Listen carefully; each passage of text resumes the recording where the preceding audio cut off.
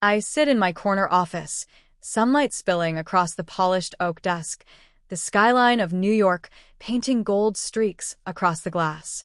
My fingers trace the seam of my silk blouse as I scroll through emails, the soft hum of the air conditioning keeping the city's chaos at bay.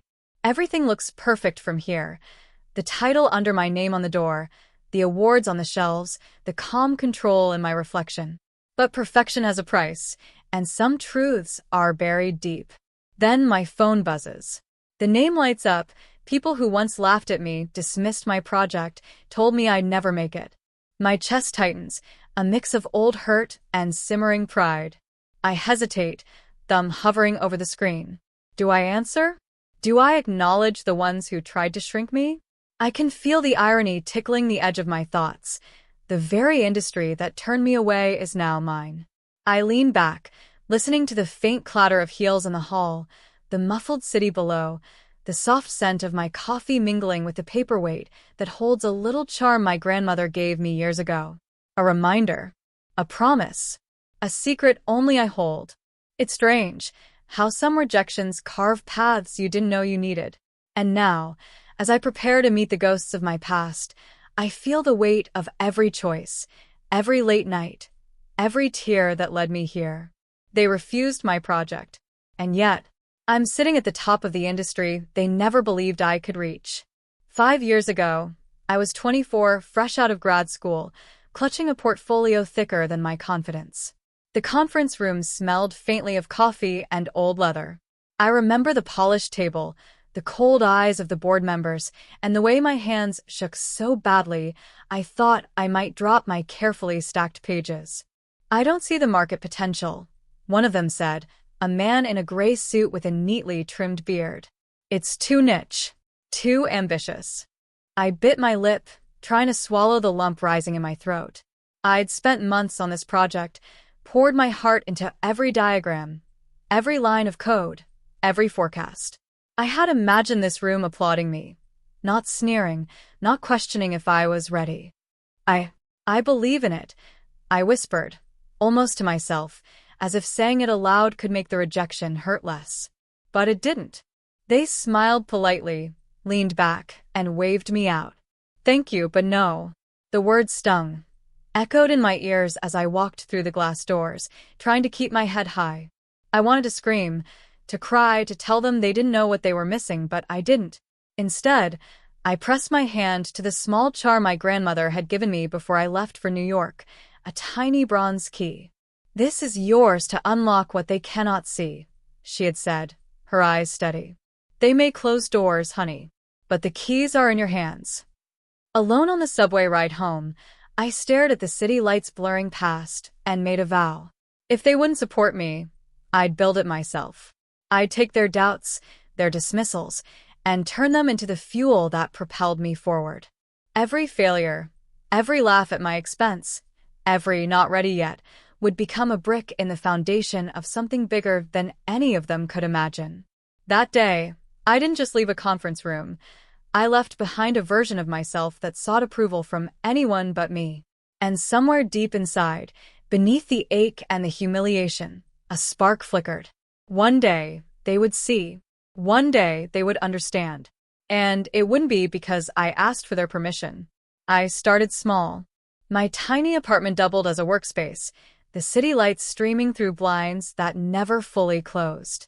Nights blurred into mornings as I coded, pitched, and sketched, learning as I went.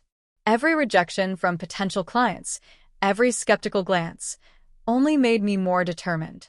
I kept my wins quiet, posting modest updates on social media while secretly landing contracts that slowly stitched together the beginnings of my empire.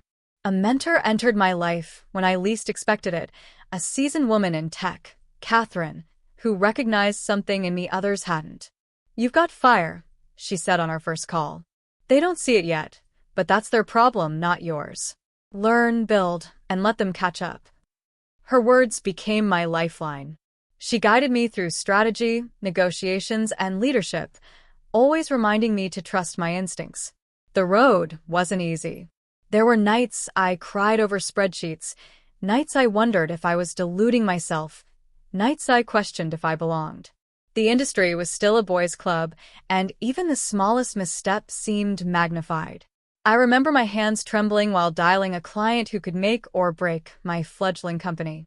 But slowly, methodically, things shifted. The first big client, a boutique firm that trusted my unconventional approach, signed the contract. The first profitable project felt like victory, not just in revenue but in proof. I was capable. I guarded my success carefully. My family assumed I was still finding my footing, colleagues thought I was struggling to stay afloat, and old acquaintances wondered why I didn't boast about achievements. It was liberating. Freedom came not from the recognition of others, but from knowing I was building something powerful, something that no one could take away. Each milestone felt sacred, a quiet triumph marked by small rituals. I'd sip strong coffee at 5 a.m., noticing the chipped nail polish on my right hand, a reminder of the late nights and battles fought. The little bronze key my grandmother gave me sat on my desk, glinting softly under the desk lamp, a symbol that I had, indeed, unlocked a door they refused to open for me. Months turned into years. The project scaled, the team expanded, and the modest apartment gave way to an office that smelled of new books and polished floors, adorned with art I loved, reflecting the woman I had become. My name began appearing in circles that once dismissed me, though I kept the true extent of my success hidden. Let them think I was still small, still humble, because the real power was in their underestimation. And all the while, the memory of that rejection, the room, the laughter, the dismissive nods, burned quietly in the background, a reminder of where I had started and why I would never let anyone dictate my worth again. The knock at the office door was polite but expectant. I knew who it was before I looked up. Faces from my past, the very people who once turned me away, convinced I would fail. Investors, former colleagues, and a few family members entered, their smiles tight, their eyes scanning the room, anticipating what they believed would be a modest setup. The office was silent except for the soft hum of the air conditioning and the faint scratch of my pen as I signed a contract on my desk. They stepped inside, taking in the polished oak, the abstract art that I had collected during trips I had taken alone, the awards that gleamed under soft lighting. My employees, poised and efficient, greeted them with professional courtesy, not a hint of the tension that lingered in the room. "Wow, this is impressive," one of them muttered, voice barely above a whisper. I raised an eyebrow, letting the silence stretch. Their eyes shifted from the expensive leather chairs to the skyline visible through the glass, to the small bronze key resting in a crystal dish on my desk.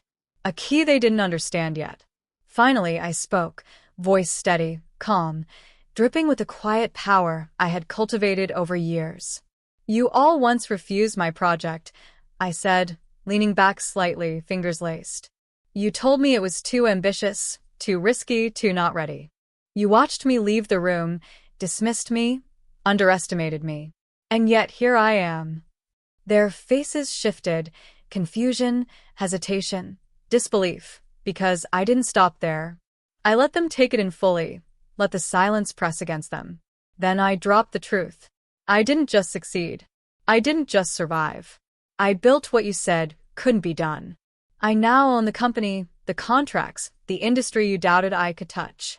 Your refusal didn't stop me. It was the fuel. And today, the very industry you told me I'd never belong to, it's mine. The reactions were instant.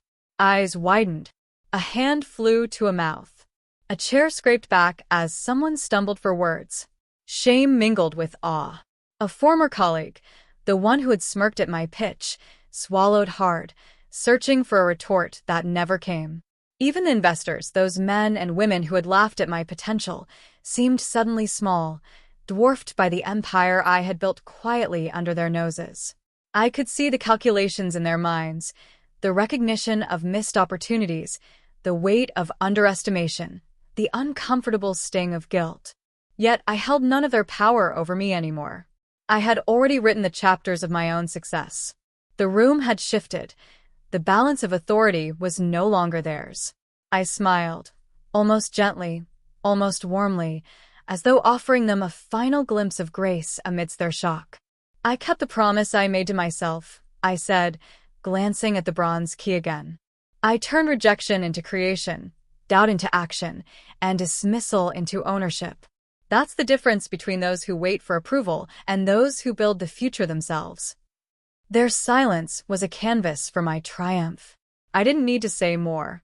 The story was written in the office, the skyline, the awards, and the aura of quiet authority I had cultivated over years.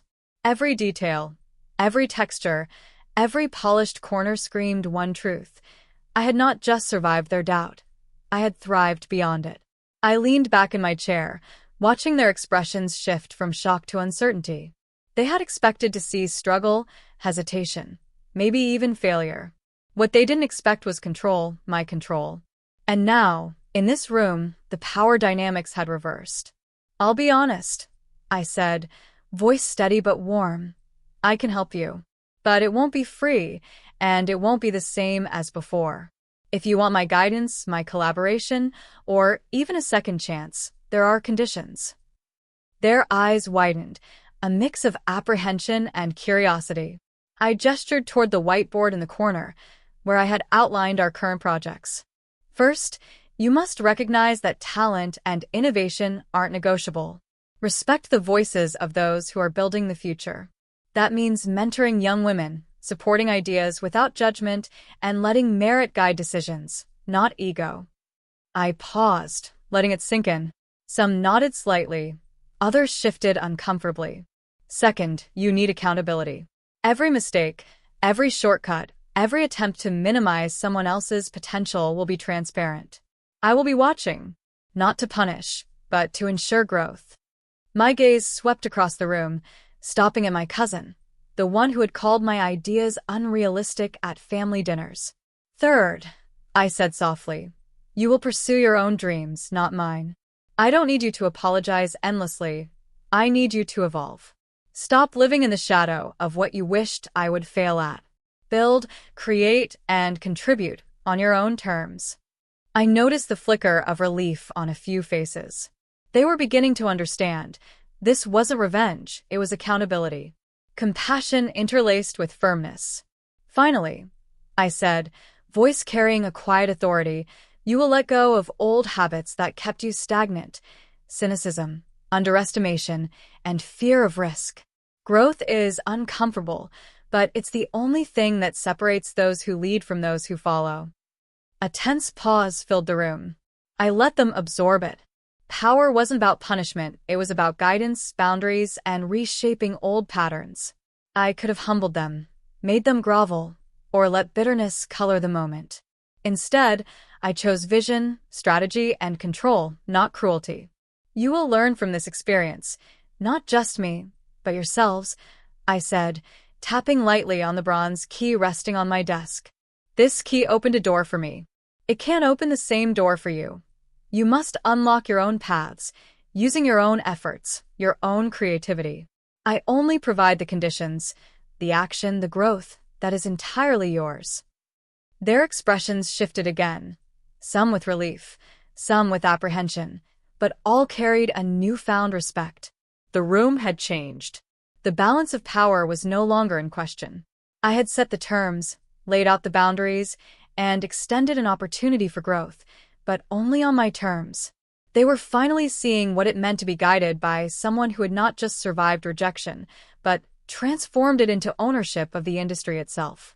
And in that quiet, controlled moment, I felt it, the culmination of years of work, struggle, and determination. I didn't just reclaim power. I defined it. Weeks later, the changes were subtle but unmistakable. My cousin had enrolled in a leadership course, finally pursuing the art gallery he had always dreamed of opening. The former investors began mentoring promising young entrepreneurs, particularly women who reminded them too much of a younger me. Even the skeptical colleagues who had once mocked my ambition started bringing fresh ideas to the table, energized by the possibility of growth and accountability. I watched all of this unfold from my office, the city lights flickering across the polished floors. There was pride, yes, but also a quiet joy, one that came not from being acknowledged, but from witnessing transformation. The pain, the rejection, the sleepless nights, They were all threads in the tapestry of the woman I had become. Without them, I wouldn't have known the strength of resilience, the clarity of purpose, or the power of quiet persistence. My gaze fell on the bronze key, now glinting in the soft glow of the desk lamp. It had been a talisman, a promise, and a reminder of the spark that refused to be extinguished. I held it briefly in my palm, remembering my grandmother's words, "They may close doors, honey, but the keys are in your hands." I smiled, realizing that the key wasn't magic. It was belief. It was action. It was a decision to rise, to create, and to own the life I deserved. I thought of the people in that conference room years ago, those who doubted me, and even of myself, the young woman trembling at the thought of rejection. I whispered softly, almost to the younger version of me, "You made it. You believed when no one else would. You built something they couldn't even imagine." And in that reflection, I understood something fundamental. Victory isn't just about wealth, status, or recognition. Victory is about becoming the person who can weather doubt, harness pain, and rise with grace, integrity, and strength. It's about owning your story, your journey, and yes, your industry. I leaned back, letting the night settle around me. The city's hum was steady, comforting, like a heartbeat that had always been waiting for me to catch up. And I knew, without a shadow of doubt, that no one could take this from me. Not the skeptics, not the dismissers, not even my own fears. Because today, I didn't just run a company. I didn't just lead an industry. I owned it.